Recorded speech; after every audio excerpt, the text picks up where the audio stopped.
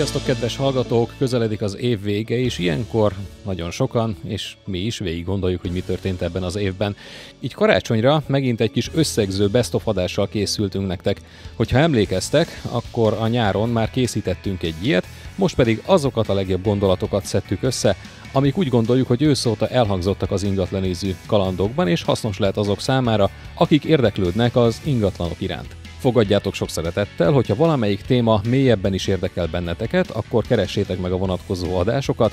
Januártól pedig Szandival újra várunk majd benneteket, és folytatjuk kalandozásainkat az ingatlanok világában. Addig pedig nagyon kellemes ünnepeket, nagyon boldog karácsonyt kívánunk minden kedves ingatlanéző kalandok hallgatónak.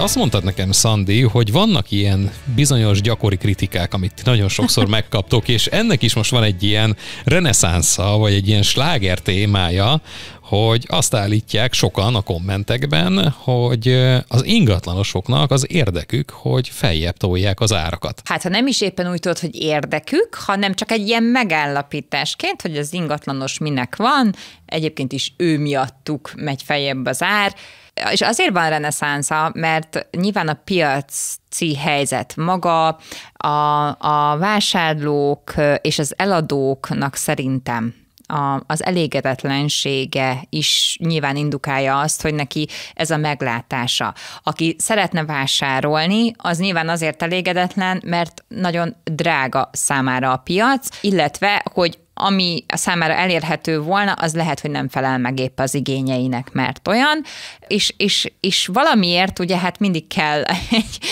egy fekete bárány, és most én azt veszem észre, nyilván nem sajnáltatásból, de hogy ezt azért szerintem tisztázni kéne, illetve látom, hogy különböző irodáknál a kollégák, nevezzük őket akkor kollégáknak, mert azok ugyanígy próbálják ezt azért lekommunikálni, hogy mi nekünk nem célunk az ingatlan árát semmilyen formában sem felhajtani, hiszen azért csinálunk díjmentes értékbecslést például, vagy ne is értékbecslésnek hívjuk, hanem inkább értékmegállapításnak, mert amit ugye, mint azt már egyszer beszéltük, amit ingatlan közvetítőként csinálsz, vagy készítesz, az nem hivatalos értékbecslés, az magához az eladási, tehát az adásvétel tranzakciójához egy támpont az eladó a vevő számára. Tehát, hogy ez a hivatalos értékbecslés, azt vagyonértékelő igazságügyi szakértő végzi.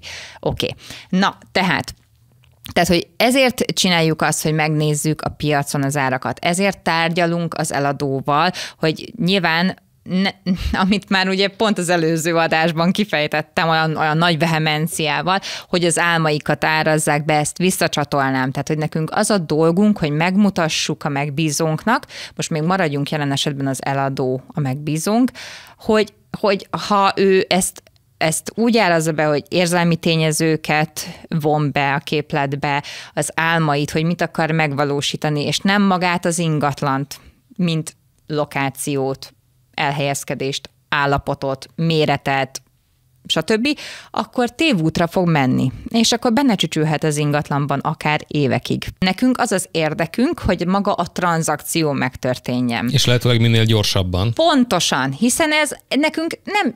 Tehát, hogy nagyon sokan úgy látom, hogy azt hiszik, hogy ugye nyerészkedők, meg erről már volt szó, nekem a siker mércéje az nem csak és kizárólag a megbízási díjam elkönyvelése, számlakiállítása és egyéb, hanem az is, hogy mindkét fél elégedett legyen, de ugye a megbízóm legyen leginkább, illetve hát nyilván mind a két felet közelíteni kell, tehát az ártárgyalások során, amikor ugye maga az alkú, hogy adtam el az ingatlant, erről nagyon sok videót lehet fönt találni, mindenkinek ajánlom, hogy tekintse meg, hiszen nekünk az a célunk, hogy nyilván az eladónak, a megbízónknak egy jó dílt hozzunk létre, de semmiféleképpen sem úgy, hogy az ingatlanpiaci árakat mi ezzel fel szeretnénk hajtani, hanem úgy, hogy nyilván elkezdenek alkudni. Van egy vételi ajánlat, lesz egy ellenajánlat, avagy lehet, hogy több vételi ajánlat lesz, amit licitáltatni fogunk, de nem arra törekszünk, hogy egy irreális árat hozzunk ki, amely a vevőt károsan érinti,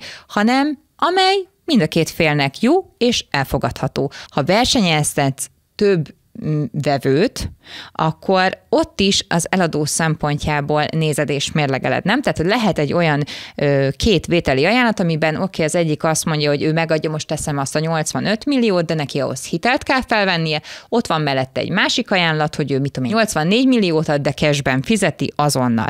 Na de ha ott 1 millió forint van, akkor ott azért meg kell kérdezned az ügyfeledet, hogy ott hitel lesz, ott hosszabb az átfutási idő, itt ő egy összegben tud fizetni, tehát mindenféle egyéb más szempontokkal is számolnod kell. Tehát és akkor nyilván, bocsánat, még lehet, hogy arra gondolnak itt a felhajtás szempontjából, hogy a megbízási díjunk kifizetése vagy annak a mértéke okán mehetnek fel az árak, de hát ezért ezt kötve hiszen ez nem az a szolgáltatás, tehát nem Amerikában vagyunk, ahol ez egy kötelező szolgáltatás, hanem ezt választhatod. Amikor, ugye, mert láttam már ilyet is, és tök jól van megfogalmazva, vagy bocsánat, olvastam, hogy azt mondják az eladók, hogy hát mindenki legyen ingatlanosom, el tudom adni az ingatlanomat egyedül is. Hát persze, hogy el tudod adni. Csak hogyha nincs kedved, még a munkád, a családod mellett még 30 dolgot menedzselni, akkor ne csináld egyedül. Tehát, hogy ez ennyi. Tehát, hogy én is be tudom festeni a hajamat magamnak, de nem lesz olyan minőségű, nem is akarok erre én időt szállni, meg csinálja meg tényleg az, aki ért hozzá, nem?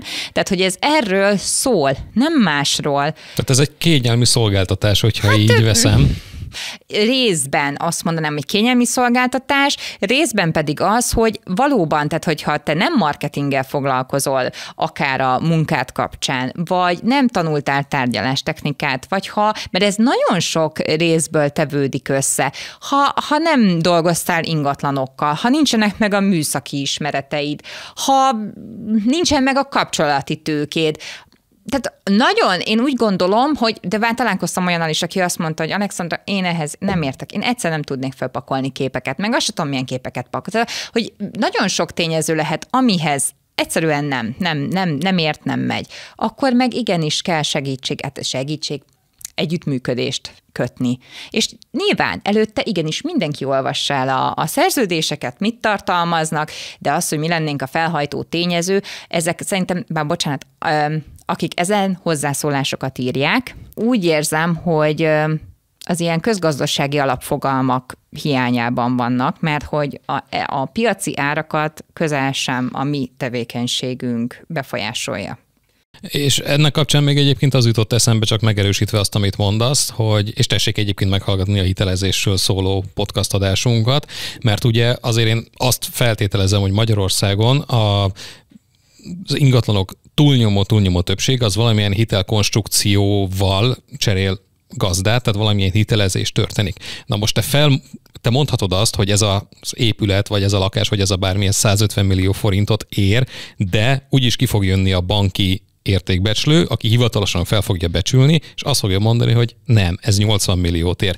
Most de ugye igen, de azt ott tisztáztuk, hogy azért a két értékbecslés között... Nyilvánvaló, most csak az irányvonalat mondom, hogy ilyen hatalmas eltérések azért, tehát léptékekben való eltérések szerintem nem nagyon lehetnek itt, és ilyen értelemben te ezt nem fogod tudni manipulálni, mert hát jönni fog egy úgymond hivatalos visszacsatolás, hogy... Így van, de figyelj, a manipulálásra is csak annyit, hogy amikor így, tehát megsértődnek, amikor nekik van egy árelképzelésük, és te elmondod neki, hogy ezen a piacon, ebben a környezetben ez most ennyit ér. És mondjuk, ha már van, és szokott lenni 10 milliós különbség, sőt van, hogy annál több is, akkor ő ezt szó szerint ilyen saját maga ellen intézett kritikának, hogy ő ezt nem jól árazta be. És igen, itt kell tudni egyébként nemet mondani, mert hogy nyilván több paramétert kell szemügyre venni.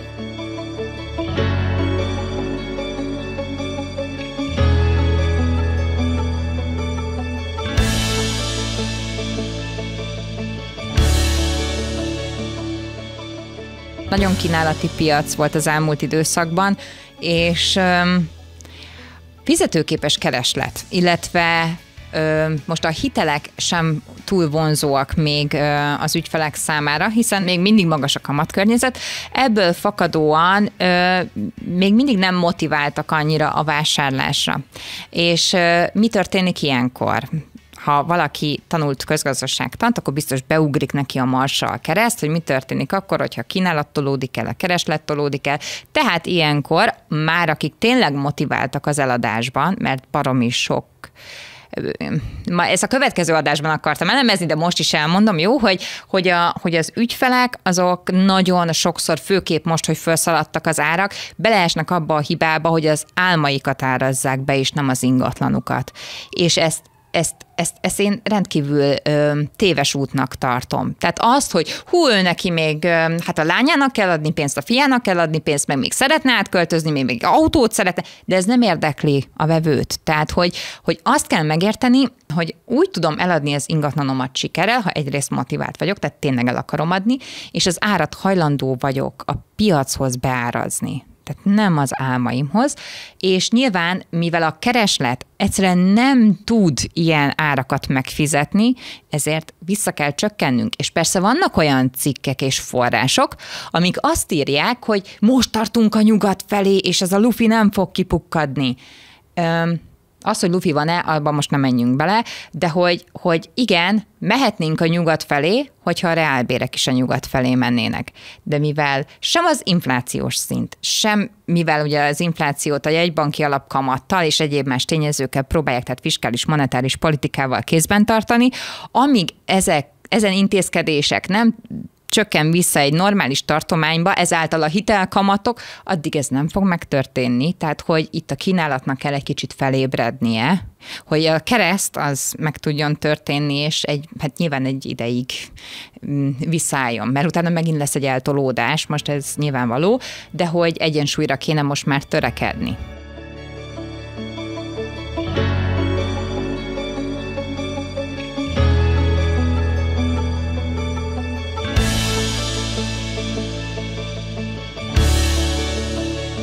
De ennek nem az az oka egyébként, hogy próbálunk ragaszkodni az értékünkhöz, és hogyha már csak valaki azt mondta, hogy mit tudom én, az a lakás az 50 millió, de eleve már van bennem egy csalódás, mert én, mit tudom én, 70-et számoltam rá. Arra kell gondolni, hogy miért van benne ez a csalódás, ugye? Mert hogyha megnézzük az ingatlan áraknak az alakulását az elmúlt években, akkor ugye most jött egy nagy boom az elmúlt 1,5-2 évben, és előtte meg lehet, hogy minden probléma nélkül elfogadta volna azt az árat, de hogy most látja, hogy felfelé íveltek az árak, akkor húha, illetve most mindenki, vagy hát többen azzal érvelnek, hogy hát ha nem csinál benne semmit, akkor is 5 év múlva ennyit fog érni. Hát azért jó sok nem, ezek se legyünk, és ami még, bocsánat, hogy a gondolatot közben szakítottam, csak hogy így erre szerettem volna visszacsatolni, hogy ezt így nem lehet megállapítani. Meg a másik dolog szerintem, amit akkor ezek szerint nem vesznek figyelembe, az amortizáció. Tehát az, hogy most jelen pillanatban, hogyha én azt mondom, hogy ha én nem nyúlok hozzá, akkor az 5 év múlva is ennyit fog érni, vagy többet fog érni, nem, mert az állásban is az a lakás bizony amortizálódni fog. Persze, és hogyha ott neked rá kell fordítanod azért, hogy megtartsd az állagát, hogy vonzó legyen továbbra is, akkor is te neked rá kell fordítani, tehát nem vagy benne jobb helyzetben, mint hogyha most eladnád.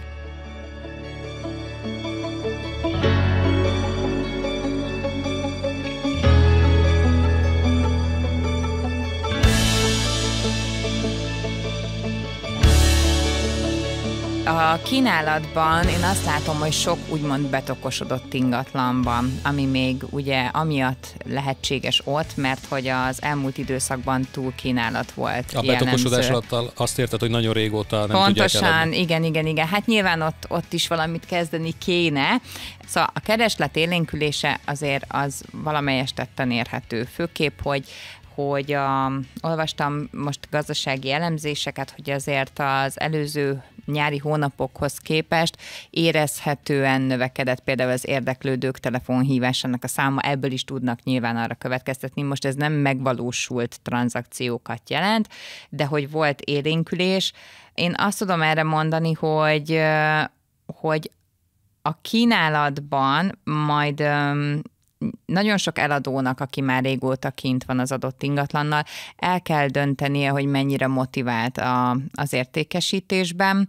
Azért még mindig a kínálat az nagyobb, mint a keresleti rész, és úgy veszem észre, hogy ahhoz, hogy az emberek tovább tudjanak lépni, ahhoz most képzelj bele, hogy eladsz egy lakásodat, mondjuk, nem tudom, teszem azt 60 millió forintért, és mondjuk szeretnél elköltözni az agglomerációba, van egy terved, nem tudod belőle megvalósítani értelemszerűen. Tehát akinek még van tulajdonában ingatlan, az valószínűleg még azt is ki fogja tenni a piacra, hogy akár át tudjon, vagy be tudjon költözni egy olyan ingatlanba, ami az álma, tehát így azért még lehet bent szaporulat akár. Viszont ha azt nézzük, azért most fognak kereslet élénkítő dolgok történni majd a piacon. Ugye a Nemzetgazdasági Minisztérium bejelentette, hogy az önkéntes nyugdíjpénztárakban lévő megtakarításokat, azokat adómentesen lehet majd 2025-ben lakáscélra felhasználni. Tehát ez biztos, hogy fog keresletélénkülést eredményezni, mert 300 milliárd forint tud így landolni az ingatlanpiacon. Viszont ennek van még egy, amit fog ebből, mit gondolsz, mi lesz ezzel párhuzamosan, hogy ott lesz 300 milliárd forint, de mi fog bekövetkezni? Hát emelkedni fognak az árak. Persze, tehát hogy a lakásárak megint csak emelkedni fognak. Hát az ingyen pénznek szerintem mindenki örül a piacon. Hogyne, igen. És akkor még amit kiemelnék itt, az a prémium államkötvényekből, hogy ebből több ezer milliárd forintnyi megtakarítás is fel fog szabadulni, amit ugye annak okán, mert az infláció azért valamelyes csökken, igen, csökkenő tendenciát mutat. Halványan csökkenő tendenciát mutat. Nem nálunk a legmagasabb az Európai Unióban. Igen, akkor ennek örüljünk, hogy már nem a holdról is látszik helyen vagyunk.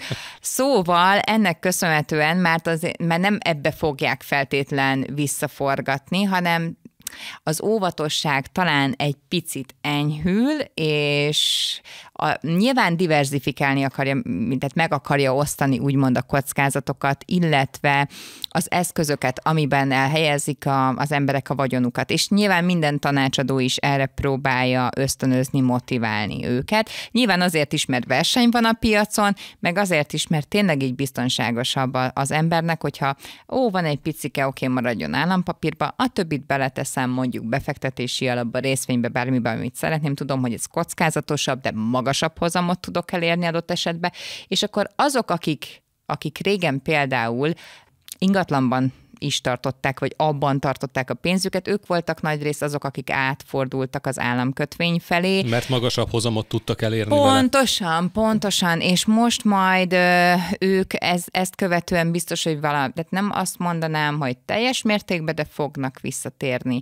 Most nyilván az is, ami elindult az Airbnb-vel kapcsolatban, bár nem rohannék előre, de most biztos, hogy azt is sok ember át fogja gondolni, mert ez egy jó rés volt, egy jó lehetőség, viszont itt a 6. kerület okán lehet, hogy ez is újra gondolás, vagy újraértelmezést fog nyerni.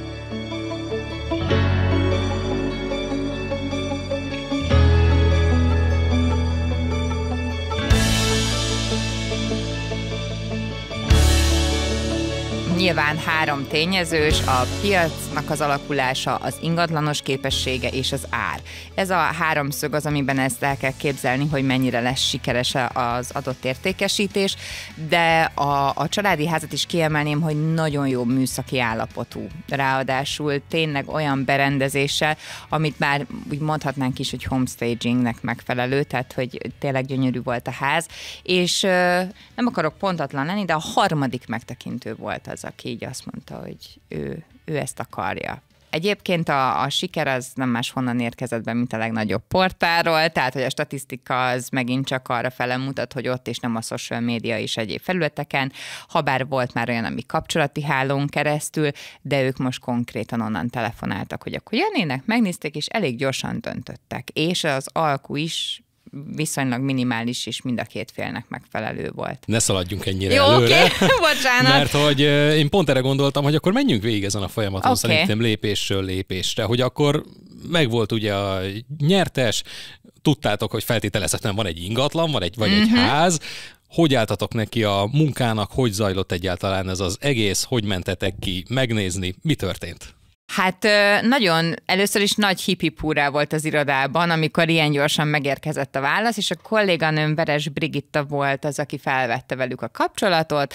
Rögtön ugye az első, a listing meeting, vagy megbízási prezentáció, ki hogy hívja, ugye, hogy először megtekintsük az ingatlant, arra leegyeztettük az időpontot. Ez egyébként is a standard folyamat, és kimentünk, tündéri házaspár, egy kislánnyal, és minket is egyébként elvarázsolt maga a ház, a kert, az egész millió, és ráadásul nekem Göd egyébként is a szívem csücske részéhez tartozik, tehát hogy nagyon szeretem azt a lokációt. Úgyhogy ezt követően mi már azért eléggé belecsaptunk a közepébe, hiszen ők is látták már a munkánkat, és tudták ráadásul, hogy azért megyünk, mert ők a nyereményjátéknak a nyertesei, és nagyon boldogok voltak. Úgyhogy már mindent is ismertettünk velük, és a következő lépés az volt, hogy megbeszéltük, hogy mikor jöhetünk felvenni az ingatlant, ami ugye fotós, videós, mint arról már egy podcastben beszéltünk. Itt a drónt csupán azért hagytuk ki, mert ugye Gödnél már volt drón, ráadásul ez ugyanabban a lakóparkban van, tehát az tökéletesen megfelelt a videó színesítésére. Illetve vittük a kis szerkentyünket, a zsiráfot, amivel alaprajzot készítettünk, és virtuális sétát. Úgyhogy így ezzel elkészültünk, és utána ugye indult a többi munka, a kreatív folyamat, ugye mikor ezeket begyűjtjük, megérkeznek az anyagok, akkor jön a hirdetés szövegezése, az adatok kitöltése, és kerül ki a portára. Amit már nem tudom, hogy elmondtam, de akkor elmondom még egyszer, hogy kikerül ugye a Remax-nek a magyarországi, a nemzetközi oldalára, föltesszük a videót, Facebook kampányban elindítjuk, illetve az ingatlan.com-ra tesszük ki. Viszont itt annyi volt a különbség, hogy itt volt egy csúsztatás, tehát elindítottuk a remax.hu-n a nemzetközin a kampányt, és az ingatlan.com-mal picit kivártunk. Na pont ez a kivárás volt szerintem ez a csúszás, hogy teszt is volt, hogy honnan fog megérkezni, meg én általában szoktam a kettő között egy kis időt hagyni, mert hogy ez egy stratégia, tehát felépíted, hogy hol rakod ki szépen, van egy ütemezése, és szerintem olyan július közepe felé ment ki az ingatlan.com-ra, ugye ez június eleje fontos, akkor júni 9 körül vettük fel az anyagot, és hát akkor szeptemberben jött a megtekintő, és ezáltal pedig a vételi ajánlat. Az érték meghatározás az ebben az esetben mennyire volt nehézkes, vagy mennyire volt eltérő, amit ti mondtatok, illetve amit a vevő szeretett volna kapni az ingatlanért? Nagyon szerencsés helyzetben voltunk egyébként, mert nem volt olyan nagy mértékben eltérő. Mi megcsináltuk rá Brigivel közösen az értékbeeslést, több szem többet lát egyébként is, tehát így ezért szeretjük véleményezni, mert ugye korrekciózni kell, ez egy bonyolultabb folyamat, hogy én mondjuk azt gondolom, hogy 5%, de ő mégis rávilágít, hogy ez nem annyi, vagy kevesebb, vagy több, vagy ne is adjunk rá. Tehát, hogy ez jó megvizsgálni, és egyébként ők hirdették előttünk, azt nem tudom megmondani, hogy mennyi ideig, de hogy nagyjából összecsengett a két elgondolás, úgyhogy ez az ár, ez valóban jó volt, de ez elég gyorsan visszajelezte egyébként a piac, hogy ez az ár, ez jó. Mert jöttek az érdeklődések. Így van, tehát hogy ebből már, plusz ugye azért, tehát ha jó a marketinganyag, ha jól van összeállítva, és most itt azért a fotózást dicsérném, a videót, tehát tényleg, hogy ezek jól lettek megcsinálva, plusz az ár, és így már a siker. És látható, annak ellenére, hogy családi ház, és azt szokták mondani, vagy hát azt írják a statisztikákban, ami biztos, hogy így is van, de ennek ellenére mi fel tudunk mutatni egy családi házat, aminek a forgási sebessége nem 7 hónap, hanem 3 a mostani piaci környezetben is. És mi ezt sikernek éljük meg. Igen, úgyhogy...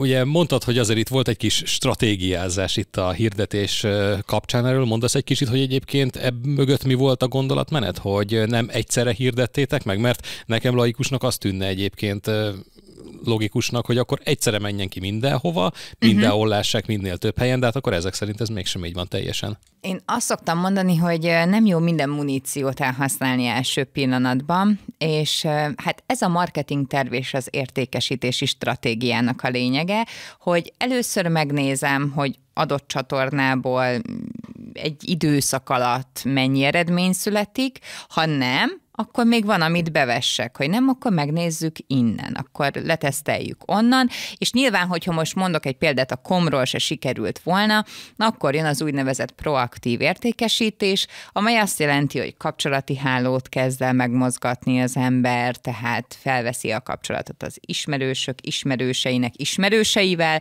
kivitelezőkkel, befektetőkkel, beruházókkal, fejlesztőkkel, hogy nekik van-e a kapcsolati körükben bárki, aki ilyen ingatlant keres. Na, az ami már más félefajta, illetve azért még itt van tér, hát táblát is tettünk ki, tehát offline elemeket is használtunk, tehát tábla ment ki, a szokásos tábla a kerítésre.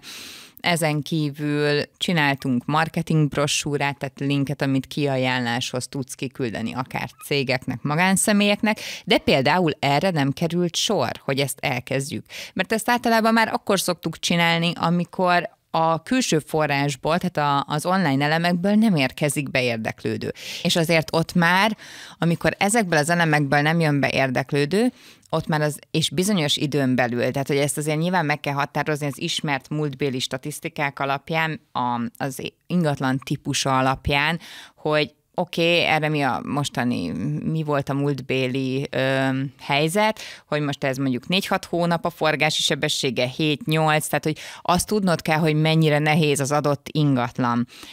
Viszont, hogyha adott időn belül mondjuk vársz 2-3 hónapot, és nem jön be semmi, mondjuk a 2-3 hónapot, akkor ne várjál, de hogy én ezért szoktam így tehát hogy folyamatában indítani el nem egyszerre, mert hogy akkor jobban tudom azt figyelni, hogy honnan mik a visszajelzések. Szóval, hogyha azért bizonyos időn belül nem kapsz semmi visszajelzést, akkor ott azért az ember elkezdi vakarni a buciját, hogy itt valahol valami hiba van. És azért az első, amit ilyenkor érdemes megvizsgálni, az ár. Az ingatlan és az ár vonatkozás, hogy vannak egymással kölcsönhatásban. Mert hogy itt is, hogyha nem kaptuk volna meg a visszajelzést, akkor nyilván elkezdünk gondolkodni azon. Hallottam már olyanról is, hogy azért nem vittek el egy ingatlant, ez nem nálunk történt, mert a túl alacsony ár miatt gyanakodtak, hogy van valami olyan hiba, vagy tehát nem értették, hogy ez az ingatlan szerintük gyanúsan többet alacsony ért. volt Igen, az ár. És ahogy megemelték az árat, elvitték az ingatlant. Na most azért a mostani piacon nem ez ami gyakori, hanem inkább az, hogy nagyon túllövik az árat, és ez már annyira az inger küszöb fölött van az ingatlant tekintve, hogy nincs rá érdeklődő. De ugyanakkor találkoztam már kialakítás, hogy az ingatlan kialakítása nem túl vonzó.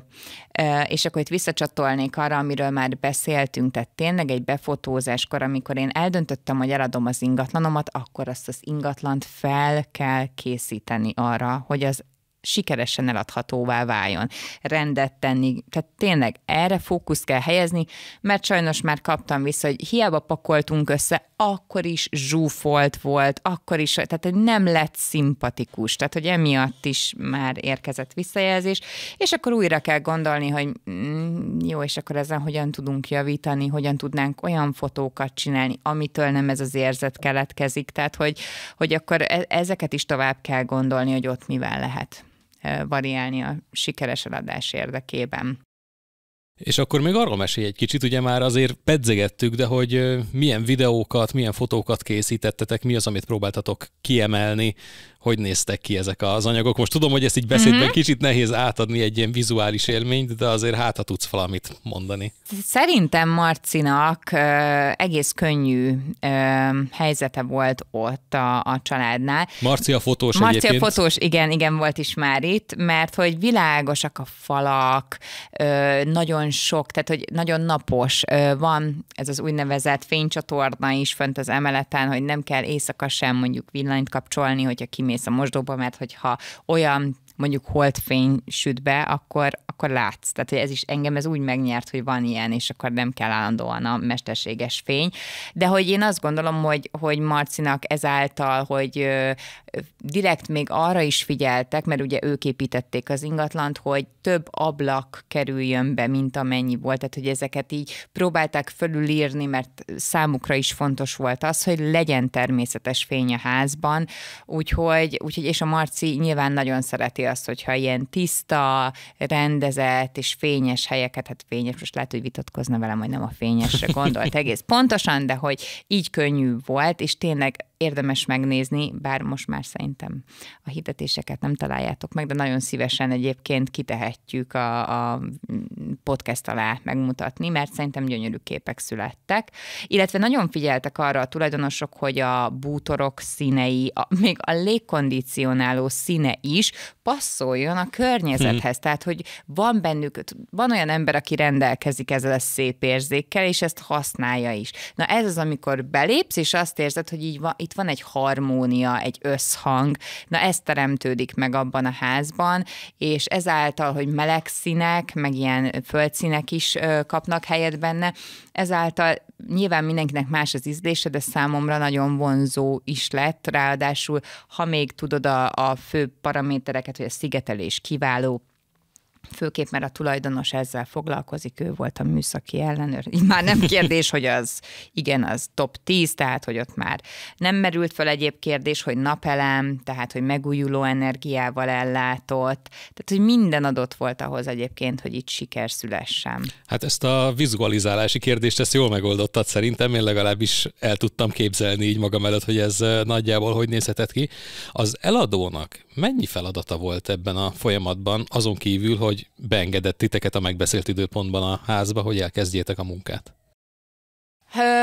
Mi mindig úgy kezdjük ezeket általában, amikor kijutunk először, hogy együttműködés fontos, tehát hogy kell, hogy bevonódjon valamilyen szinten, akár az ár, akár maga a marketinganyagok megszületésében, és nagyon jó, hogyha ő is ötletel. Tehát, hogy ők segítettek, mert tehát végig aktívan bevonódva jelen voltak ebben a folyamatban. Egyik szobában mondjuk kihozták a babakocsit, hogy azt ne fotózzuk be, és egyébként én a tulajdonos szakértelmére, mármint hogy olyan szempontból, hogy az építészeti része, arra én rendkívül támaszkodtam, és szívtam magamba, amit mondott, mert ez is egy még plusz tudás, hogy valaki ebben dolgozik nap, mint nap, most a szigetelés és egyebek, és én nagyon szeretek erről kérdezni, meg még sok új információt beszívni magamba, úgyhogy mi ezt össze is kötöttük.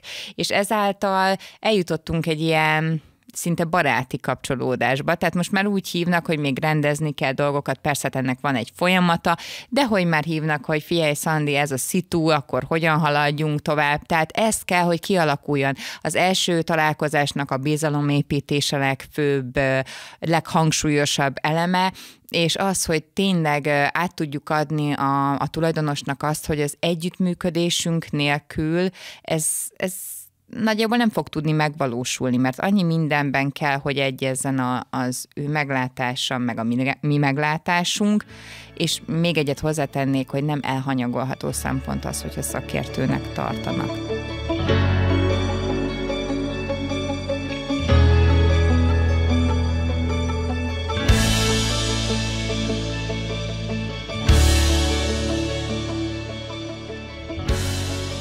Ettől a konkrét esettől egy picit elvonatkoztatva az merült fel bennem, hogy az ártárgyalásnál vagy az alkunál mi az, amit illik engedni, van-e egyáltalán ilyen kötelező-e engedni, vagy én mondhatom azt, hogy ez ennyi?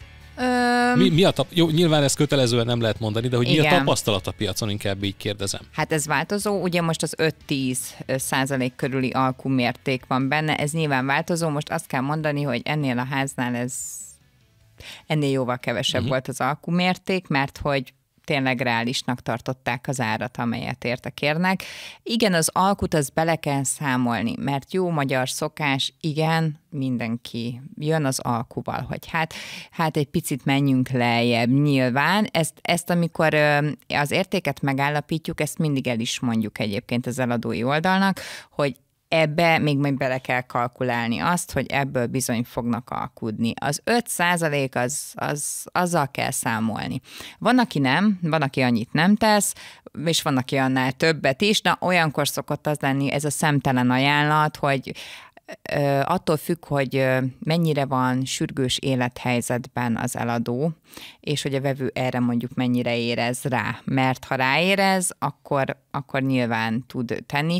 Mi ilyeneket egyébként nem közvetíthetünk, vagy nem szoktunk közvetíteni, hogy hú, ez most nagyon... Van, aki kírja, szoktam látni, hogy sürgősen eladó, meg ilyenek, de nekünk nem az a célunk, hogy... Tehát nekünk az eladó érdekeit, tehát a megbízónk érdekeit kell képviselni, és azt kell nézni, hogy a legmagasabb áron, amihez, tehát nem úgy értem, hogy túl árazott erről ingatlan, hanem podcastban. az eladó számára a legmagasabb árat tudjuk elérni, amit csak lehet. Na most, hogyha mi itt azt mondjuk, hogy ez nagyon sürgős, a többi, azzal mi eleve szorítjuk le, és pont múltkor olvastam, és erről csináltam is egy TikTok videót, hogy sokan úgy gondolják, hogy az ingatlan tanácsadók jutaléka az oka részben annak, hogy az ingatlanok árai így elszálltak, és ezt nem is értem, mert hogy a Magyarországon ez egy opcionális lehet, tehát ez egy lehetőség, hogy nem úgy, mint Amerikában, ahol ez kötelező. Tehát, hogy azzal kalkulálna a piac bármilyen szinten is, hogy a közvetítői jutaléknak mekkora a mértéke, ezt azért, tehát én ezt ott ki is fejtettem, hogy ez baromira nem így van, hanem azért mögé kell nézni a gazdasági háttérnek, hogy mi az oka, meg nyilván nem árt tisztában lenni a kereslet és kínálat, de ezért ott meg is kaptam a válaszokat, hogy mi köze lenne ehhez annak, de van. De egyébként én ebben érzek egy ellentmondást olyan szempontból, hogy ugye többször beszéltünk az értékbecslésről, és többször mondtad, hogy az eladók azok hajlamosak fölébecsülni a saját értéküket, de akkor hogy lehet az, te pedig nyilván rámutatsz arra, hogy nem biztos, hogy annyit ér az ingatlan. Pontosan. Tehát itt akkor viszont van ebben egy ellentmondás, hiszen akkor a te munkadíjad mégsem tudja felsófolni az árat, hiszen pontosan. te rámutatsz az eredeti árra. Így van. És volt, aki még azt írta be hozzászólásként talán, hogy a mi általunk elszállt értékbecslések. Hát ha én egy olyan értékbecslést csinálok az eladónak, hát sose fogjuk eladni az ingatlanát. Neked sem érdeked. Hát nem, hát persze, kinek az érdeke benne ülni 1-2 évig egy ügyletben? Tehát, hogy mi is profitorientált cég vagyunk, tehát hogyha mi benne ülünk abban, hát az se az eladónak, se nekünk nem jó. Tehát, hogy ezért ez nem lehet a célunk. Ugyanúgy, ahogy nyilván a jutalékunk. Most egyébként, amikor én egy reális értékbecslést csinálok, akkor nem azt számolgatom, hogy nekem ebből mekkora jutalékom lesz, hanem az, hogy milyen gyorsan tudom letenni a sikeres tranzakciót, vagy hát a sikeres vételi ajánlatot az ügyfelem elé, hogy itt van, tessék, elfogadjuk, nem fogadjuk, ellenajánlatot teszünk, mit teszünk. Ez ami motiválnia kell az embert. Nem az, hogy már pörög az agyába, hogy akkor ez hány százalék? Igen. Nem. Akár hiszitek, akár nem.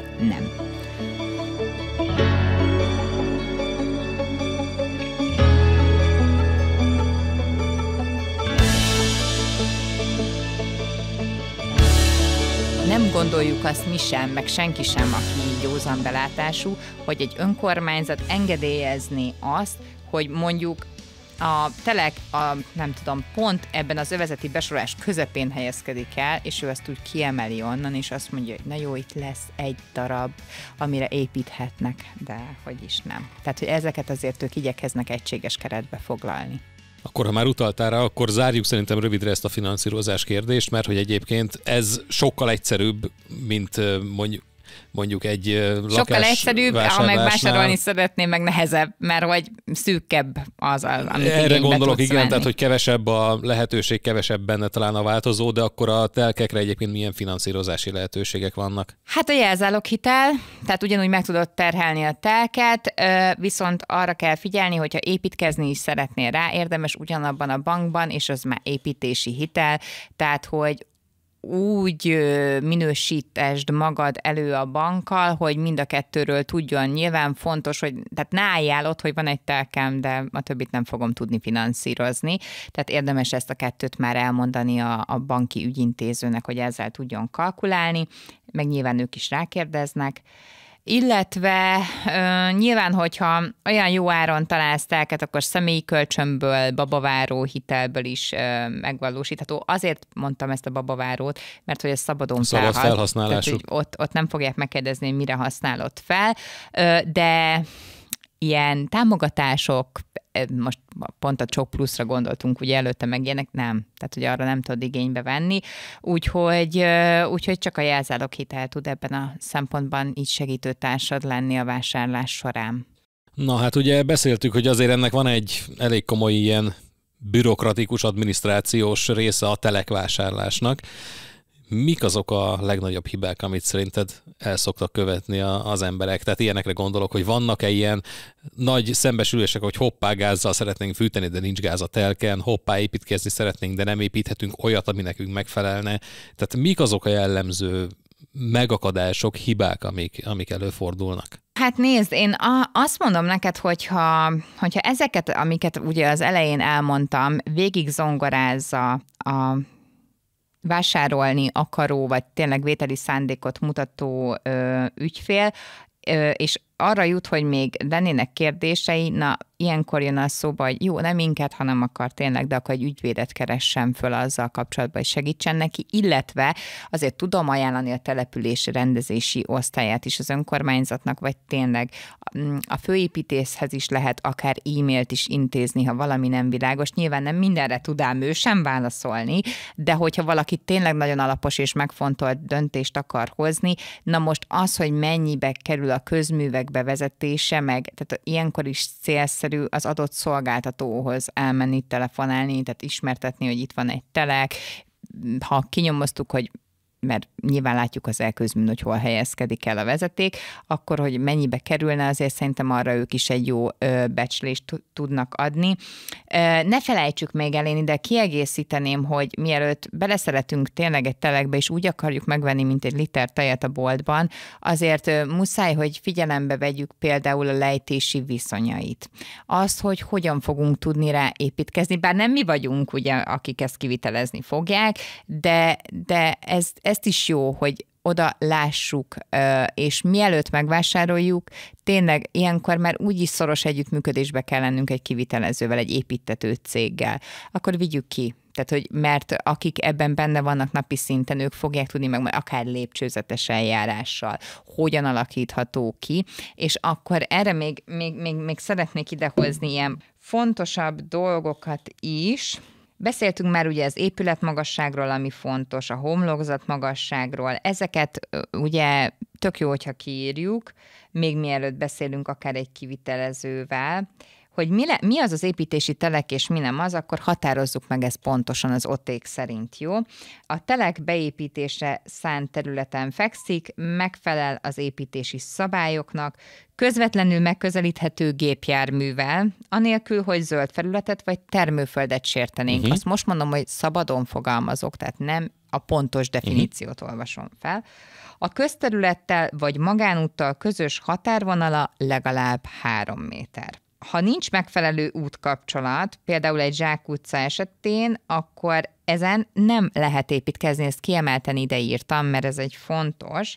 Még akkor sem, ha fizikailag megközelíthető az út, de az utca külső részén jogilag egy másik telek elzárja a közforgalomtól. Tehát, hogy ezeket is érdemes megvizsgálni, nehogy az legyen aztán, hogy pont emiatt majd nem lehet rajta létesíteni semmit.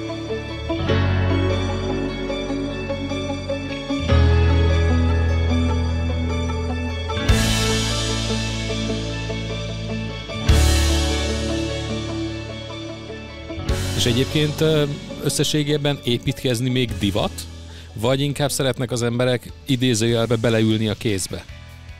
Na, mind a kettő igaz. Mert tudom egyébként, hogy nyilván, hogyha veszel egy házat, azon is valamiféle átalakítás, tisztasági festés, ilyesmit meg fogsz csinálni. Ne gondolj tovább, amit mondtál, az mind a kettő igaz.